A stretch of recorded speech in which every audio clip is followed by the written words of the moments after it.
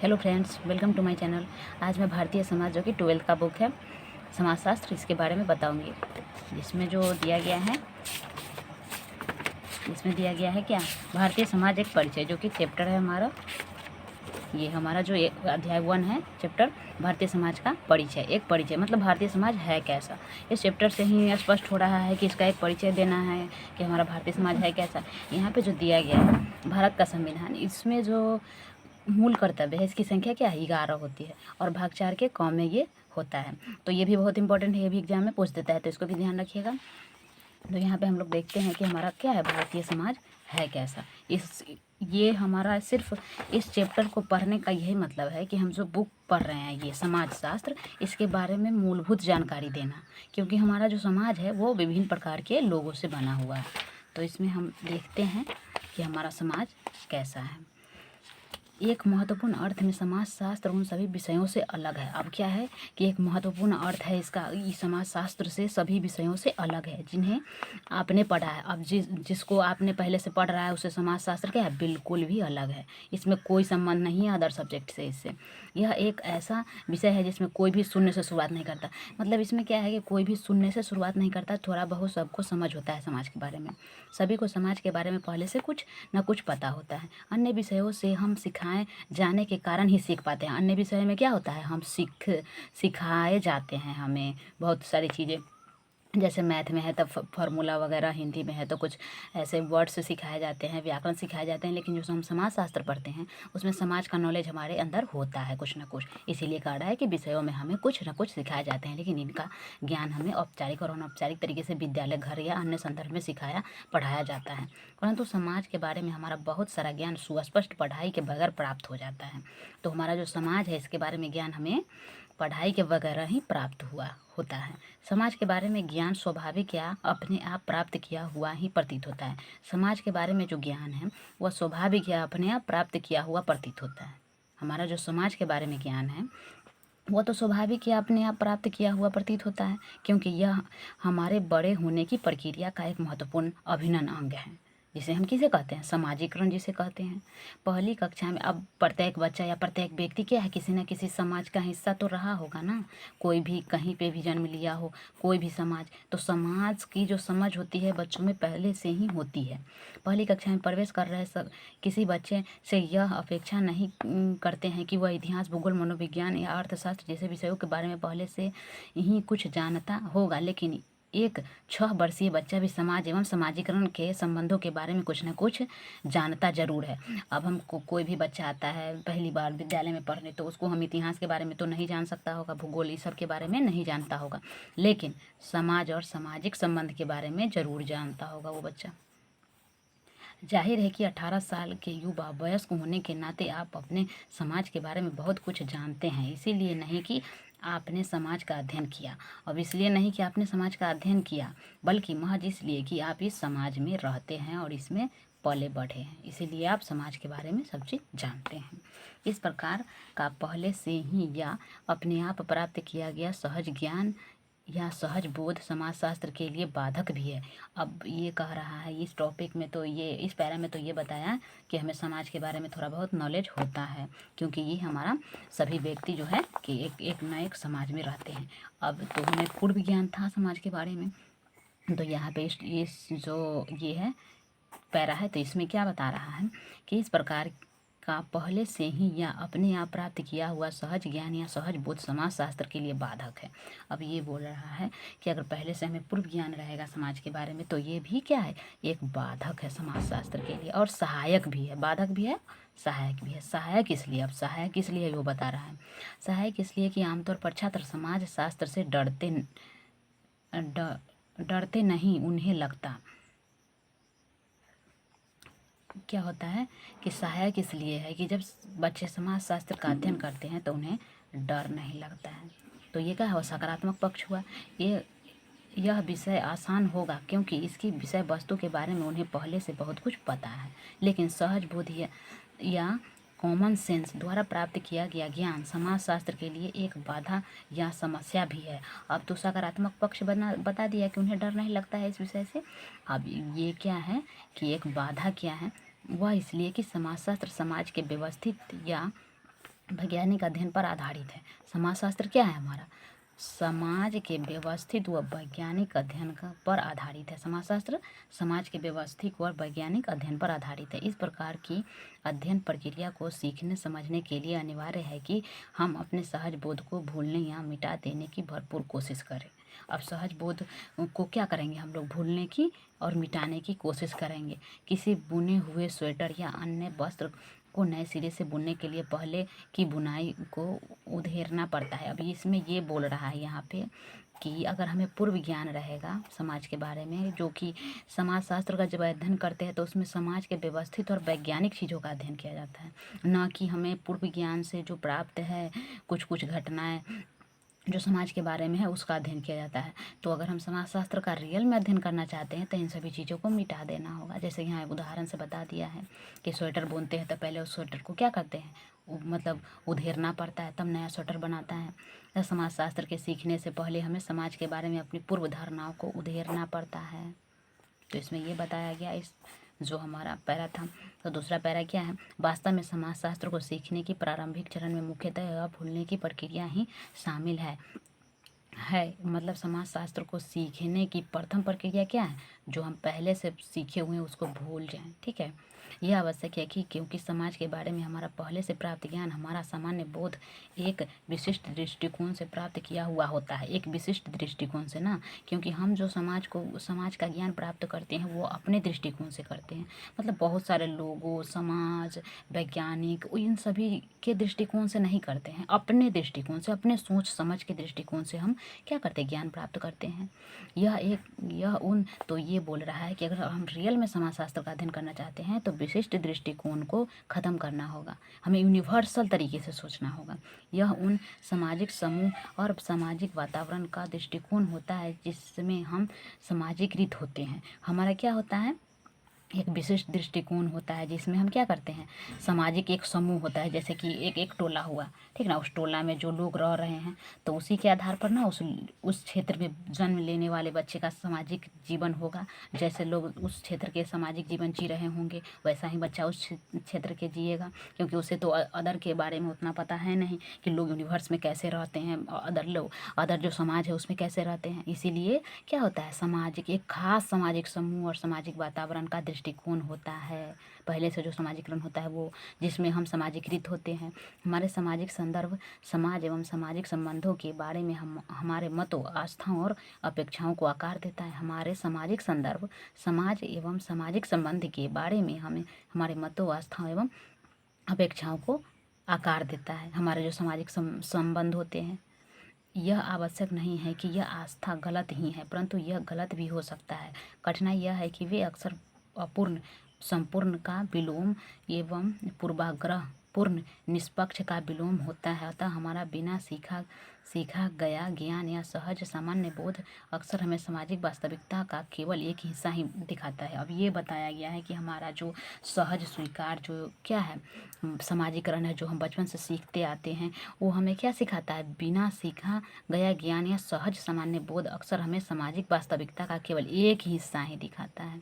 हमें क्या है कि जब हम सीखे हुए ज्ञान हैं वो हमें क्या करता है? सामाजिक वास्तविकता का केवल और केवल एक हिस्सा ही दिखाता है, जो कि पूरे समाजशास्त्र के अध्ययन के लिए आवश्यक नहीं है। पूरे अगर हम अच्छे से समाजशास्त्र का अध्ययन करना चाहते हैं तो ये सभी जो पूर्व ज्ञान हमें हैं वो उसके आधार पर नहीं सोचना होगा कि हाँ ऐसा ही समाज होगा। हमें पूरे यूनिवर्स में जो लोग रहते हैं, कैसे सामाजिक जीवन है उनका, कैसे कैसे लोग रहते हैं, सभी के आधार पर सोचना होगा, तभी हम समाजशास्त्र का अध्ययन करेंगे। इसलिए ये चैप्टर में बताया गया है कि आखिर हमारा भारतीय समाज है कैसा। इसके अतिरिक्त यह सामान्यतः हमारे अपने सामाजिक समूह के हितों एवं मतों की तरफ झुका हुआ होता है। अब जो कोई खास सामाजिक समूह का व्यक्ति है वो तो अपने हित की तरफ झुकेगा ना, अपने लोगों की तरफ, क्योंकि वो उसमें पला बढ़ा है। अब समाजशास्त्र इस समस्या का समाधान एक ऐसे दृष्टिकोण, अब समाजशास्त्र क्या करता है? अब समाजशास्त्र में जब हम समाजशास्त्र पढ़ेंगे तो ये हमारा जो खास लगाव है किसी एक सामाजिक समूह से, तो उसका कोई एक समाधान भी है जो इसमें बताया गया है।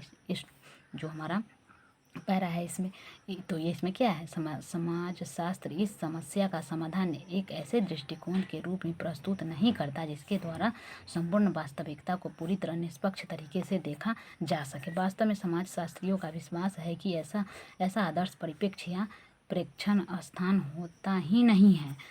हम हमेशा किसी निर्धारित स्थान पर खड़े होकर देख सकते हैं और ऐसे प्रत्येक स्थान से विश्व को केवल एक आंशिक और पक्षपाती दृष्टि से ही देखा जा सकता है। समाजशास्त्र हमें यह सीखने का निमंत्रण देता है कि संसार, अब देखिए हमें समाजशास्त्र क्या सीखने पर निमंत्रण देता है। समाजशास्त्र हमें यह सीखने पर निमंत्रण देता है कि संसार को केवल हमारे अपने दृष्टिकोण के अलावा हमसे अलग लोगों के दृष्टिकोण से कैसे देखा जाए। अब समाजशास्त्र की एक परिभाषा निकाल के आ गया कि समाजशास्त्र क्या है।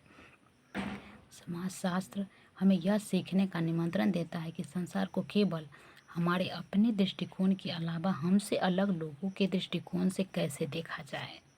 ये होता है समाजशास्त्र। अलग अलग अवस्थितियों से उत्पन्न विभिन्न प्रकार के पक्षपात, मतलब ये बोल रहा है कि हम कैसे देख रहे हैं समाज को, इससे कोई मतलब नहीं है। संसार को केवल हमारे अपने दृष्टिकोण के अलावा दूसरे लोग के दृष्टिकोण से देखना ही क्या कहलाता है, समाजशास्त्र। अलग अलग अवस्थितियों से उत्पन्न विभिन्न प्रकार के पक्षपात व अधूरेपन से परिचित होकर हम एक महत्वपूर्ण सबक सीख सकते हैं। मतलब अलग अलग अवस्थितियों, मतलब अलग अलग लोगों के सामाजिक जीवन से उत्पन्न विभिन्न प्रकार के पक्षपात, अधूरेपन से परिचित होकर हम एक महत्वपूर्ण सबक सीख सकते हैं। ठीक है, सबक मतलब वो समाजशास्त्र के लिए सबक कि कैसा कैसे समाज में हो रहा है। मानव समाज के संदर्भ में निष्पक्ष वैज्ञानिक सत्य की ओर बढ़ना हो तो सबसे पहले हमें यह स्वीकार करना होगा कि सत्य एक नहीं है, अनेक है। सबसे पहले हमें यह स्वीकार करना होगा कि सत्य क्या है, अनेक। अब कोई भी आदमी कोई भी काम कर रहा है, उससे पूछिएगा, आपकी नज़र में वो लगेगा कि गलत है।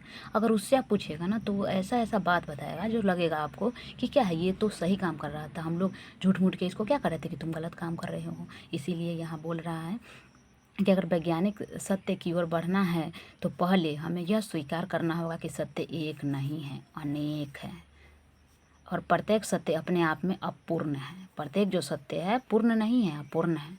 समाजशास्त्र के क्षेत्र में सत्य की बहुलता एक समस्या है। अब समाजशास्त्र के क्षेत्र में क्या है, सत्य की जो बहुलता है एक समस्या है, मतलब बहुत सारा सत्य है जो एक समस्या बनी हुई है। तो इसका समाधान है तुलना, नाना प्रकार की अवस्थितियों से उपजे अलग अलग नज़रियों को अपने सामने करना। मतलब इसका तुलना क्या है, बहुत प्रकार की अवस्थितियों से उपजे, मतलब बहुत प्रकार के ऐसे जो रीति रिवाज है, परंपरा है, घटना है, उससे जो उपजे अलग अलग नज़रिया हैं उसको आमने सामने करना, इसकी समस्या का समाधान हो जाएगा। मतलब कि समाजशास्त्र में सत्य क्या है, बहुत है, तो उसको ऐसे करेंगे, तुलना करेंगे कि बहुत स्थिति से कैसे स्थिति उत्पन्न हुई, बहुत सारी परेशानी से उसका सामना करेंगे तो क्या हो जाएगा, हमारा जो समाजशास्त्र का क्षेत्र है उसमें जो सत्य की बहुलता है उसका समाधान हो जाएगा। दूसरे शब्दों में कहे तो समाजशास्त्र की स्वाभाविक मुद्रा तुलनात्मक होती है। अब समाजशास्त्र की जो, अब दूसरे शब्द में क्या कहेंगे, समाजशास्त्र की स्वाभाविक मुद्रा तुलनात्मक होती है, तुलना करना। समाजशास्त्र में हमें पूर्वाग्रह मुक्त करने का दावा तो नहीं करता। अब समाजशास्त्र क्या करता है, पूर्वाग्रह तो वो मुक्त करेगा ही नहीं, क्योंकि लोगों के जन्म से ही उसमें कुछ समाजीकरण होता है, बल्कि हमें अपने व औरों के पूर्वाग्रहों को पहचानने की क्षमता विकसित करेगा। देखिए कितनी अच्छी बात बोला है। समाजशास्त्र में पूर्वाग्रह मुक्त करने की दावा तो नहीं करता है, लेकिन ये काम ज़रूर करता है कि वह अपने, मतलब हमें वह अपने और औरों के पूर्वाग्रह को पहचानने की क्षमता विकसित करने का दावा कौन करता है, समाजशास्त्र। कि आप में जो पूर्वाग्रह हैं, जो आपके समाजीकरण हैं शुरू से, वैसे ही समाजीकरण तो किसी और में होगा। ऐसा समझने का, ऐसा सोचने का कौन देता है ज्ञान, वो देता है समाजशास्त्र। इससे भी मज़ेदार बात यह है कि अब कोई भी लोग बोलेगा कि हम जिस समाज से आए हैं वैसा व्यवहार करेंगे।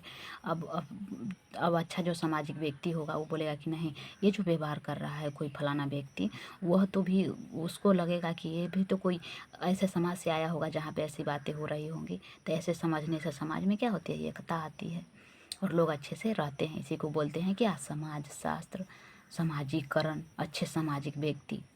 अब यहाँ पे इस टॉपिक में क्या दिया गया है, जो हमारा ये पैरा है, इससे भी मज़ेदार बात यह है कि समाजशास्त्र आपको यह सिखा सकता है कि दूसरे आपको किस तरह देखते हैं। हाँ, ये बहुत ही इम्पोर्टेंट लाइन है। समाजशास्त्र हमको क्या बताता है कि दूसरे आपको किस तरह देखते हैं।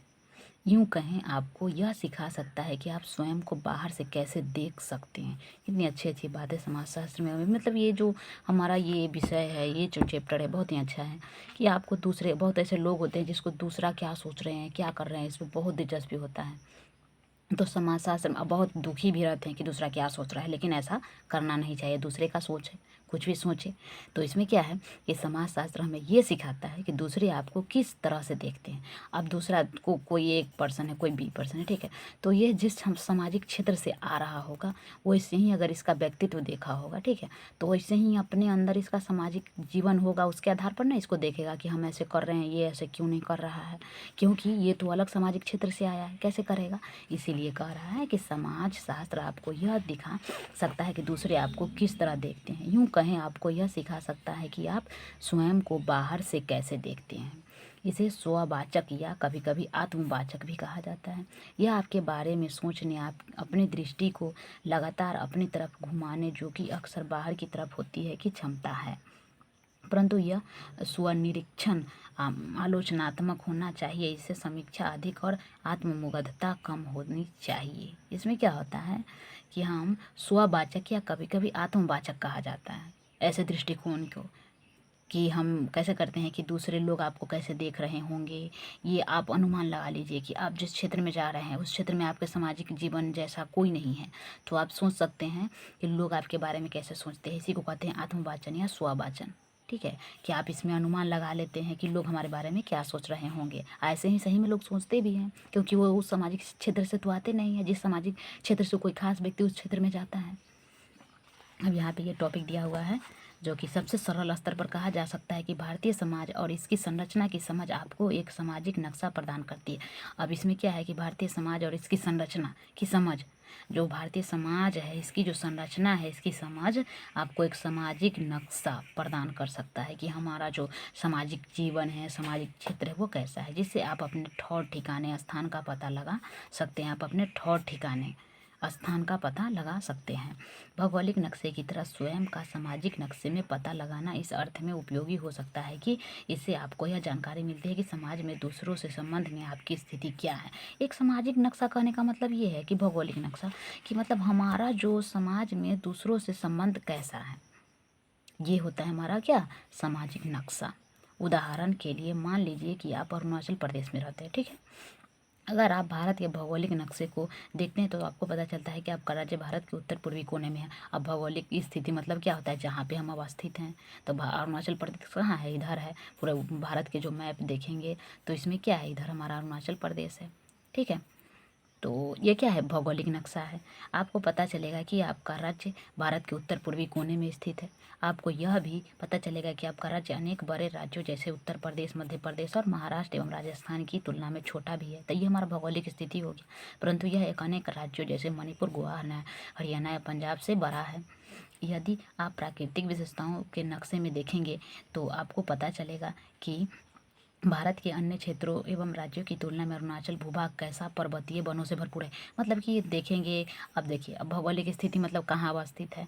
अगर हम प्राकृतिक विशेषता देखेंगे तो वहाँ पे कौन से वन, कौन से चीज़ें ज़्यादा मिलती है या खेती होता है, तो वहाँ पे पर्वतीय और वन है। यहाँ कौन से प्राकृतिक संसाधन भरपूर मात्रा में पाए जाते हैं, एवं इसी तरह की अन्य बातों के बारे में आप जान पाएंगे। वैसे ही होता है सामाजिक नक्शा कि सामाजिक जीवन वहाँ का कैसा है।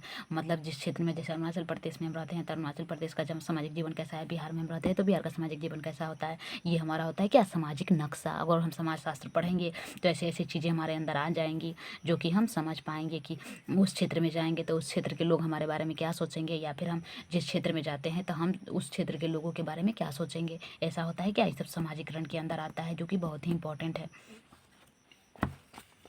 एक तुलनात्मक सामाजिक नक्शा आपको समाज में अपने निर्धारित स्थान के बारे में बता सकता है। उदाहरण के लिए 17 या 18 वर्ष की आयु में आप उन सामाजिक समूह के सदस्य हैं जिसे युवा पीढ़ी कहा जाता है। युवा पीढ़ी कहा जाता है। भारत की लगभग 40% जनसंख्या आपकी या आपके छोटे उम्र के लोगों की है। आप किसी विशेष क्षेत्रीय या भाषाई समूह जैसे गुजरात से गुजराती भाषी या आंध्र प्रदेश से तेलुगु भाषी से संबंधित होंगे। आप क्या होंगे, ये बुक बोल रहा है कि आप किसी खास भाषा समूह के व्यक्ति होंगे। आप एक युवा वर्ग के लोग होंगे, क्योंकि इंटर में जो लोग पढ़ते हैं वो युवा वर्ग ही होते हैं। आपको पता, आपके माता पिता के व्यवसाय एवं आपके परिवार की आय के मुताबिक आप एक आर्थिक वर्ग जैसे निम्न वर्ग, मध्यम वर्ग या उच्च वर्ग के सदस्य भी हो सकते हैं। आप एक विशेष धार्मिक समुदाय, एक जाति या जनजाति या ऐसे ही किसी अन्य सामाजिक समूह के सदस्य भी हो सकते हैं। ऐसे प्रत्येक पहचान सामाजिक नक्शे में एक सामाजिक संबंधों के ताने बाने में आपका स्थान निर्धारित करता है। ये सब क्या है? एक सामाजिक नक्शा है कि हम इस क्षेत्र से आते हैं, हमारे परिवार में निम्न वर्गीय लोग हैं या फिर मध्यम वर्गीय लोग हैं, हमारे खास धर्म के लोग पूजा करते हैं। ये वो क्या है? हमारा सामाजिक नक्शा है। समाजशास्त्र आपको समाज में पाए जाने वाले विभिन्न प्रकार के समूहों, आपके आपसी संबंधों एवं आपके अपने जीवन में उनके महत्व के बारे में बताता है। समाजशास्त्र क्या है? आपको समाज के में पाए जाने वाले विभिन्न प्रकार के समूह, अब कितना अच्छा बात यहाँ पे बोला है कि समाज शास्त्र आपको समाज में पाए जाने वाले विभिन्न प्रकार के समूह, आपके आपसी संबंध एवं आपके अपने जीवन में उनके महत्व के बारे में बताता है। ये हमारा क्या समाजशास्त्र है। परंतु समाजशास्त्र केवल आपका या अन्य लोगों का स्थान निर्धारित करने में मदद करने एवं विभिन्न सामाजिक समूहों के स्थानों का वर्णन करने के अलावा और भी बहुत कुछ सिखाता है। समाजशास्त्र केवल आपका या अन्य लोगों का स्थान निर्धारित करने में मदद नहीं करता, ये और भी कुछ सिखाता है। जैसा कि एक प्रसिद्ध अमेरिकी समाजशास्त्री सी राइट मिल्स ने लिखा है, समाजशास्त्र आपकी, अब उनके अनुसार क्या है समाजशास्त्र, जो अमेरिका के एक प्रसिद्ध समाजशास्त्री है जिनका नाम है सी राइट मिल्स, वो बताते हैं कि समाजशास्त्र आखिर है क्या। समाजशास्त्र आपकी व्यक्तित्व परेशानियों एवं सामाजिक मुद्दों के बीच एक कड़ियों एवं संबंधों को उजागर करने में मदद करता है।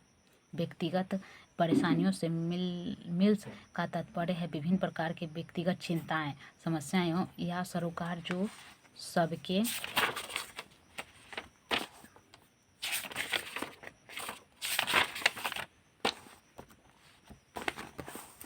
होते हैं। उदाहरण के लिए हो सकता है आपके परिवार के बड़े सदस्य या बड़े भाई बहन या दोस्त आपके साथ जो व्यवहार करते हैं उससे आप खुश नहीं हैं। शायद आप अपने भविष्य के बारे में या आपको किस तरह की नौकरी मिलेगी इस बारे में चिंतित हों। आपकी व्यक्तिगत सामाजिक पहचान के अन्य पक्ष भी गर्व, तनाव, आत्मविश्वास या विभिन्न तरीकों की उलझन से के स्रोत हो सकते हैं, पर यह सभी लक्षण एक ही व्यक्ति विशेष से जुड़े हैं और इसका अर्थ इस व्यक्तिगत परिप्रेक्ष्य तक ही सीमित है। दूसरी तरफ एक सामाजिक मुद्दा बड़े समूहों से संबंधित होता है। एक सामाजिक मुद्दा क्या होता है? बड़े समूह से संबंधित होता है। व्यक्तिगत मुद्दा तो ये हो गया हम किस परिवार में रहते हैं, हमारे लोग कैसे हैं, हमारे परिवार में जो लोग व्यवहार करते हैं वो अच्छे नहीं है, हमारा व्यक्तिगत मुद्दा हो गया। लेकिन जो सामाजिक मुद्दा है वो बड़े समूह से संबंधित होता है, न कि उन एकल व्यक्तियों से जो उन समूहों के सदस्य हैं। अतः बुजुर्ग एवं युवा पीढ़ियों के बीच की पीढ़ी अंतराल या मनमुटाव एक सामाजिक परिघटना है। अब युवा पीढ़ी और बुजुर्ग के बीच तो हमेशा मतभेद होते रहता है। वो कहता है ये चीज़ नहीं करो, तो युवा पीढ़ी कहता है कि नहीं ये चीज़ ही अच्छा है, हम ये चीज़ ही करेंगे। ये तो क्या होता है? हमारा मनमुटाव होता है, जो कि एक सामाजिक प्रघटना है जो अनेक समाजों एवं समय कालों में सामान्य रूप से पाया जाता है। बेरोजगारी या परिवर्तनशील व्यवसायिक संरचना का प्रभाव भी एक अन्य सामाजिक मुद्दा है। अब क्या है? बेरोजगारी और परिवर्तनशील व्यवसाय भी एक सामाजिक मुद्दा है जो विभिन्न प्रकार के लाखों लोगों से संबंधित है। विभिन्न प्रकार के लाखों लोगों से संबंधित है। उदाहरण के लिए सूचना तकनीक से संबंधित व्यवसायों में अचानक तेजी आना एवं साथ खेती और श्रम की मांग में कमी होना इसमें भी शामिल है, जो भी क्या है? एक सामाजिक परिवर्तनशील एक सामाजिक घटना है। सांप्रदायिकता, अब ये सांप्रदायिकता क्या है हमारा? ये भी एक धार्मिक समुदाय को दूसरे धार्मिक समुदाय के प्रति विद्वेष या जातिवाद, कुछ जातियों या कुछ अन्य जातियों का बहिष्कार या उत्पीड़न जैसी प्रघटनाएं समाज में व्यापक रूप से पाई जाने वाली समस्या है। ये हमारा संप्रदाय भी क्या है? जातीय चीज़ या बहुत सारी ऐसी चीज़ें हैं जो कि हमारे संप्रदायवाद से संबंधित है। वो भी ये सब एक समस्याएं हैं। समाजशास्त्र के विभिन्न व्यक्तियों की इसमें विभिन्न प्रकार की भूमिकाएं हो सकती है जो कि बड़े उसकी सामाजिक स्थिति पर निर्भर करती है। अतः कथित उच्च जाति का व्यक्ति जो कथित निम्न जाति में पैदा हुए व्यक्ति को अपने से नीचा मानता है, जातिवाद की प्रक्रिया में एक कर्ता की हैसियत में शामिल है, जबकि कथित निम्न जाति का व्यक्ति भी इसमें शामिल है, परंतु एक पीड़ित की हैसियत से। इसी तरह पुरुष एवं स्त्रियों दोनों अलग अलग तरह से लैंगिक असमानताओं से प्रभावित होते हैं। ये सब हमारा क्या है? सामाजिक कुरीति है जो समाजशास्त्र को अच्छा नहीं होने देता है। जैसे कि सांप्रदायिकता हो गया, स्त्री पुरुष में भेद हो गया, सामाजिक प्रघटना हो गया, ये सभी चीज़ें हमारे समाजशास्त्र के लिए बाधक है। यहाँ पे क्या दिया गया है, एक मैप दिया गया है जिसमें ये बताया गया है कि हरा कलर जो है उसमें आयु सीमा युवा एवं बुजुर्ग को दिया गया है, जो यहाँ पे ऐसे ऐसे है। और इसमें क्या है, क्षेत्रीय सीमा जो कि नीला कलर से दिया गया है। आर्थिक सीमा है जो कि हल्का कलर से दिया गया है। और ये हमारा जो धार्मिक सीमा है जो कि थोड़ा सा डार्क कलर से दिया गया है। और जातीय सीमा ये है जो कि इससे दिया गया है। ये एक मैप बता रहा है जो कि हम यहाँ पे देख चुके हैं कि एक सामाजिक नक्शा, ठीक है, सामाजिक नक्शा बनता है हमारा जो समाजीकरण होता है। तो ये नक्शा है, कोई एक खास व्यक्ति है जो कि यहाँ इसका सामाजिक नक्शा में स्थान है, ठीक। तो यहाँ अदर जो जगह हैं इस पे कौन सा सामाजिक नक्शा होगा, तो सामाजिक नक्शा यहाँ जो क्षेत्र बदलेगा तो उसका जो सामाजिक स्थिति वो भी बदलेगा। तो यही बोल रहा है ये हमारा जो मैप कि ये खास व्यक्ति है, उसका सामाजिक नक्शा ये है कि वो यहाँ पे रहता है, जो इसमें हम लोग देख चुके हैं यहाँ पर। अब यहाँ देखते हैं कि इस तरह के सामाजिक नक्शे का एक स्वरूप हमें बचपन में ही सामाजिकरण की प्रक्रिया द्वारा प्राप्त होती है। जो सामाजिकरण का जो नक्शा है वो हमें बचपन में ही सामाजिकरण की प्रक्रिया द्वारा प्राप्त होता है। वह सब तौर तरीके जिसके द्वारा हमें अपने आसपास की दुनिया को समझना सिखाया जाता है। अब जो तौर तरीका है वो जो सामाजिक स्थिति जो हमें बचपन से ही सिखाया जाता है वो आपस की दुनिया को समझने के लिए सिखाया जाता है, वह सब इस नक्शे को बनाने में शामिल है। अब जो नक्शा इसमें बनाया गया है इसमें वो सारी चीज़ें शामिल है। यह सहज बोध का नक्शा है, परंतु जैसा कि पहले बताया जा चुका है कि इस तरह के नक्शे सहज बोध के आंशिक व पक्षपाती पूर्ण होने के कारण भ्रमित कर सकते हैं, क्योंकि ये तो पक्षपाती पूर्ण होता है। किसी खास सामाजिक समूह का जो बातें होती है वही ना सहज बोध का होता है समाजीकरण।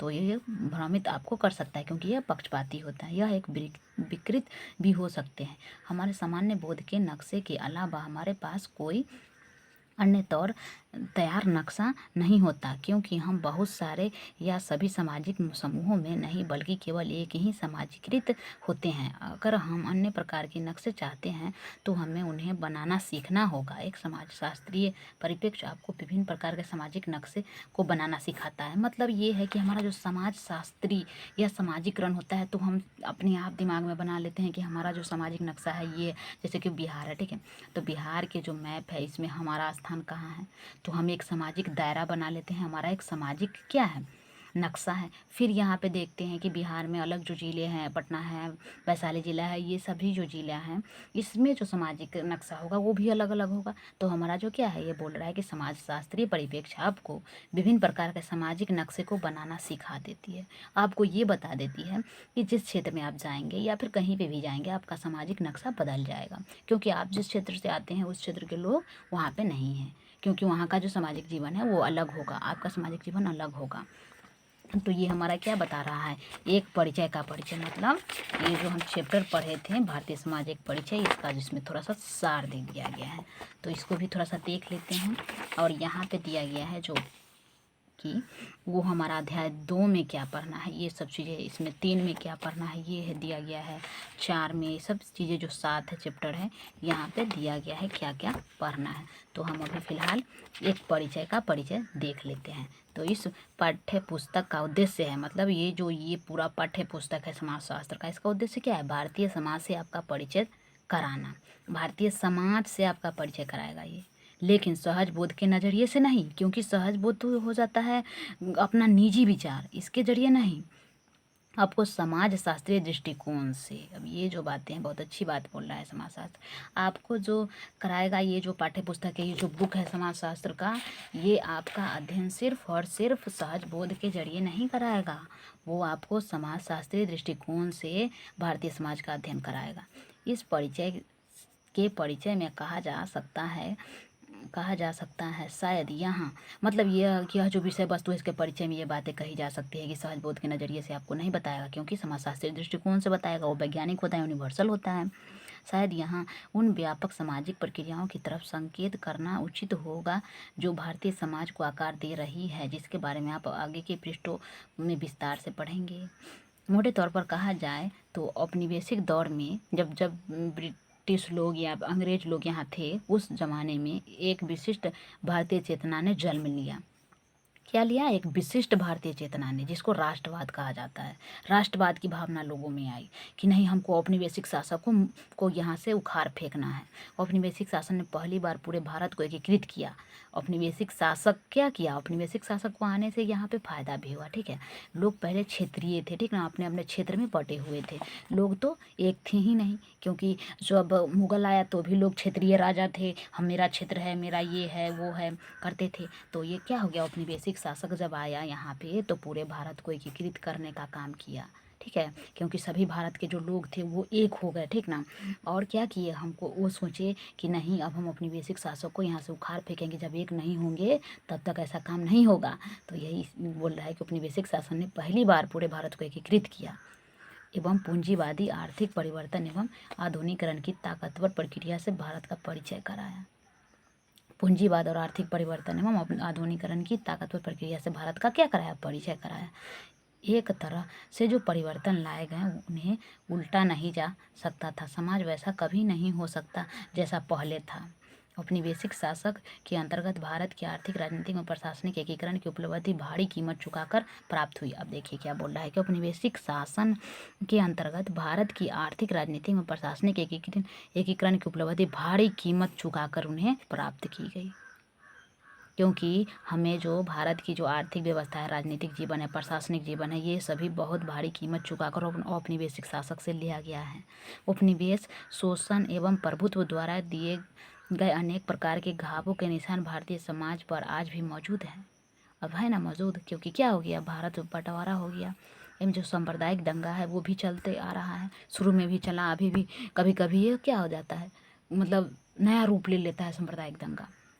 परंतु उस युग का एक विरोधाभासी सच यह है कि उपनिवेशवाद ने ही हमें शत्रु राष्ट्रवाद को जन्म दिया। हाँ, ये तो बात सच है, इसको झुठलाया नहीं जा सकता कि उपनिवेशवाद के कारण ही हमारे भारतीय लोगों में राष्ट्रवाद की भावना का जन्म हुआ, जो कि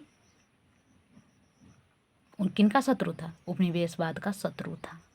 कौन, राष्ट्रवाद। अगर बहुत सारे देश है, ठीक है, उसमें से कोई एक देश गुलाम है जो कि किसी एक देश का उपनिवेश है। उपनिवेश का मतलब होता है कि हम उस देश के सभी जो चीज़ें हैं उस पर अपना अधिकार कर लेंगे और वहाँ की जो चीज़ें होंगी, प्राकृतिक संसाधन होंगे, उसको अपना अधिकार कर लेंगे और वो उसको ले जाके अपने बाज़ार में अपने दाम पर बेचेंगे और यहाँ के जो लोग हैं उसे गुलाम बना लेंगे। उपनिवेशवाद होता है, ठीक ना, तो उसको ही औपनिवेशिक शासन कहते हैं। तो उपनिवेशवाद का शत्रु कौन होता है, राष्ट्रवाद। अगर लोगों में राष्ट्रवाद की भावना आ गई कि नहीं, हमारा देश है ये, हम सब एक हैं, ठीक है, तो क्या हो जाएगा, उपनिवेशवाद को तो भगा ही देगा ना, उसको कहेगा तुम जाओ यहाँ से। तो वही कह रहा है कि उपनिवेशवाद ने ही अपने शत्रु राष्ट्रवाद को जन्म दिया। ऐतिहासिक तौर पर भारतीय राष्ट्रवाद ने ब्रिटिश उपनिवेशवाद के अंतर्गत आकार लिया। अब ऐतिहासिक तौर पर हम देखेंगे कि भारत में राष्ट्रवाद का विकास कब हुआ, तो ब्रिटिश उपनिवेशवाद के कारण ही हुआ, उसके अंतर्गत ही हुआ। अगर ब्रिटिश उपनिवेशवाद भारत में नहीं आया होता तो क्या होता, हमारा भारतीय लोगों में राष्ट्रवाद की भावना नहीं आती, सब लोग अभी भी क्षेत्रीय राजा ही रहते।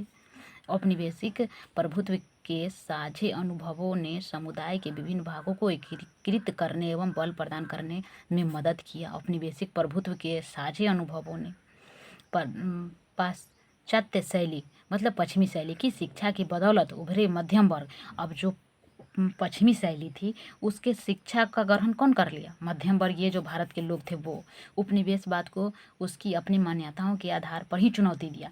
अब मध्यम वर्गीय जो लोग होते हैं, ठीक, निम्न वर्गीय लोग होते हैं वो उतना विकास नहीं कर पाते, लेकिन जो मध्यम वर्गीय होते हैं वो बहुत विकास कर लेते हैं। अब उच्च वर्गीय को तो क्या मतलब है कि विकास हो या ना हो, क्योंकि वो तो उच्च वर्गीय है, वो बहुत धनी मनी है, उसको तो कोई मतलब नहीं है। तो यही बोल रहा है कि जो पाश्चात्य लोग हैं वो पाश्चात्य जो शैली है उसका शिक्षा कौन ग्रहण कर लिया, मध्यम वर्गीय लोग, क्योंकि यही जो थे भारत को आज़ादी दिलाए हैं मध्यम वर्गीय लोग ही। और उपनिवेशवाद के मान्यता मतलब उपनिवेशवाद के जो नियम कानून था उसी के आधार पर उनको चुनौती दे डाला, कौन, मध्यम वर्ग।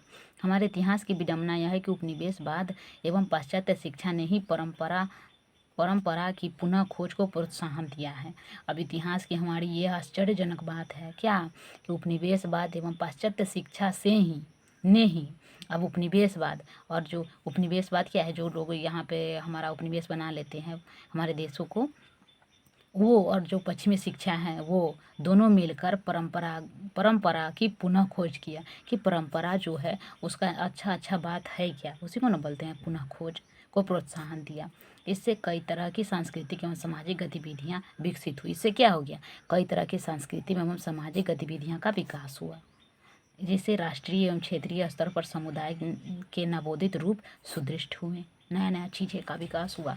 जो हमारे जो सामाजिक रीति रिवाज था उसमें लोग ये ढूंढने लगे कि इसमें जो पूर्वाग्रह है वो क्या है, जो अच्छी बातें हैं उसको लाने लगे। तो वही यहाँ पे बोल रहा है कि उपनिवेशवाद एवं पाश्चात्य शिक्षा ने ही परंपरा की पुनः खोज को प्रोत्साहन दिया। उपनिवेशवाद ने नए वर्गों एवं समुदाय को जन्म दिया। उपनिवेशवाद क्या क्या, एक नया वर्ग और एक नया समुदाय को जन्म दिया। नया वर्ग क्या, जो मध्यम वर्गीय लोग थे वो पढ़े लिखे लोग हो गए, ठीक। एक नया समुदाय बना, एक नया नया मतलब नया नया सोच क्रांति आया लोगों में। तो वही है कि उपनिवेशवाद नए वर्गों एवं समुदाय को जन्म दिया जिन्होंने बाद के इतिहास में महत्वपूर्ण भूमिका निभाया। बाद के इतिहास में बहुत महत्वपूर्ण भूमिका निभाया देश को आज़ादी दिलाने में। नगरीय मध्यम वर्गीय राष्ट्रवाद के प्रमुख वाहक थे। जो नगर में रहते थे मध्यम वर्ग के लोग, वो राष्ट्रवाद के प्रमुख वाहक थे, मतलब राष्ट्रवाद के विकास करने में प्रमुख भूमिका निभाए। जो नगर में रहते थे मध्यम वर्ग के लोग वो, एवं उन्होंने स्वतंत्रता प्राप्ति के अभियान की अगुवाई भी की। अब स्वतंत्रता के लिए वो उन्होंने ही क्या किया, अभियान चलाए। जैसे कांग्रेस की स्थापना हुआ था कितना 1885 में, तो उसमें मध्यम वर्गीय लोग थे जो कि नगर में रहते थे। उन लोगों ने मिलकर, और कुछ अंग्रेज भी थे एक आध, तो वो यूं करके, तो उन लोगों ने मिलकर भारतीय राष्ट्रीय कांग्रेस की स्थापना किया, जो क्या थे, पश्चिमी शिक्षा को ग्रहण कर लिए थे। तो यही यहाँ पे है कि उन्होंने स्वतंत्रता प्राप्ति के अभियान की अगुवाई की। औपनिवेशिक हस्तक्षेपों ने भी धार्मिक एवं जातीय आधारित समुदायों को निश्चित रूप दिया।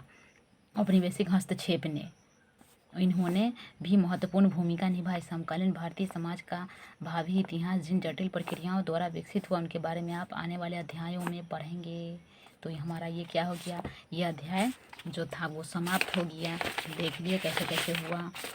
तो यहाँ से हम देखेंगे कल, ठीक है, क्योंकि दूसरे जो चैप्टर हैं उसमें जनसंख्या के बारे में बताया गया है। तो दूसरा वीडियो में मैं इसके बारे में बताऊंगी जो यहाँ पे दिया गया है कि क्या क्या है, ठीक है। Thanks for watching. वीडियो अच्छा लगे तो वीडियो को लाइक करें, शेयर करें और चैनल को सब्सक्राइब कर लें।